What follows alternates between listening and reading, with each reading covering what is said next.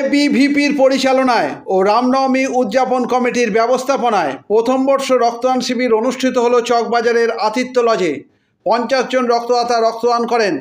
উদ্বোধন করেন রিঙ্কু পায়াসী সহ সংগঠন সম্পাদক। উপস্থিত ছিলেন এবিভিপির রাজ্য সহ সম্পাদক বিতান কিশোর পাল, লক্ষ্মীনারায়ণ ঘোষ, নিত্যানন্দ দীক্ষিত, সঞ্জয় হালদার, কিশোর বিশ্বাস, বরুণ ঘোষ, রবীন বিশ্বাস সহ আরও অনেকে। পরে রক্তদান শিবির সম্পর্কে জানান সদস্যরা। চুঁচুড়া থেকে প্রবীর ঘোষালের রিপোর্ট।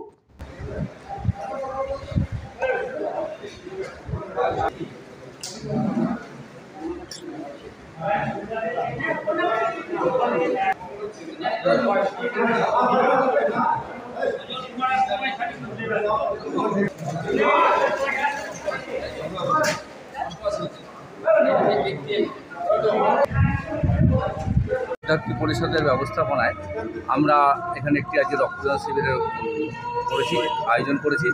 এই রক্তদান শিবিরে অখিল ভারতীয় বিদ্যার্থী পরিষদের সদস্যবৃন্দ আমাদের এখানে উপস্থিত হয়েছেন।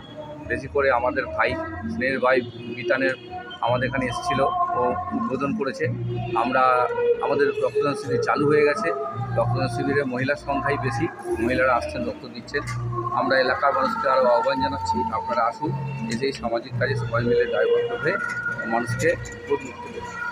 আনুমানিক কতজন রক্তদান? আমরা এখানে 100 জনের টার্গেট দিয়েছি, কিন্তু ব্লাড ব্যাঙ্ক এখনও পর্যন্ত আমাদের এখানে 62 জনের নাম পড়েছে। ব্লাড ব্যাঙ্ক 70 জনের বেশি নেবেন না, ওদের সেই ক্ষমতা নেই। তাই আমরা 70 জন মতো ব্লাড ব্যাঙ্কে রক্ত নেব। আপনার এই রক্তদানের মাধ্যমে কী আমরা এই রক্তদানের মাধ্যমে এই বার্তাই দিতে এসেছি যে সমাজের সমস্ত মানুষ ঐক্যবদ্ধ হয়ে যে সমস্ত মুমূর্ষ রোগী এই রক্তের জন্য হাহাকার করে, তারা যাতে রক্ত সুবিধে পায়, তার জন্য আমরা এই ব্যবস্থা করছি। বিতান কিশোর পাল, রাজ্য সহ সম্পাদক অখিল ভারতীয় বিদ্যার্থী পরিষদ। আজকে আমরা চুঁচুড়া নগরের পক্ষ থেকে চকবাজারে একটা রক্তদান শিবিরের আয়োজন করেছি। এই আজকের দিনের যে পরিস্থিতি আছে, চারদিকে ব্লাড ব্যাঙ্কে যে রক্তের শর্টেজ আছে, সেই জিনিসের সলিউশন আনতে আমরা এখানে রক্তদান দিচ্ছি।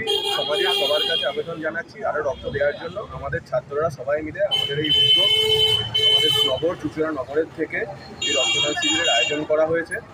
মোটামুটি 50-এর উপর আমরা ডোনার এক্সপেক্ট করছি রক্ত দেবেন, আজকে রক্ত দেবেন।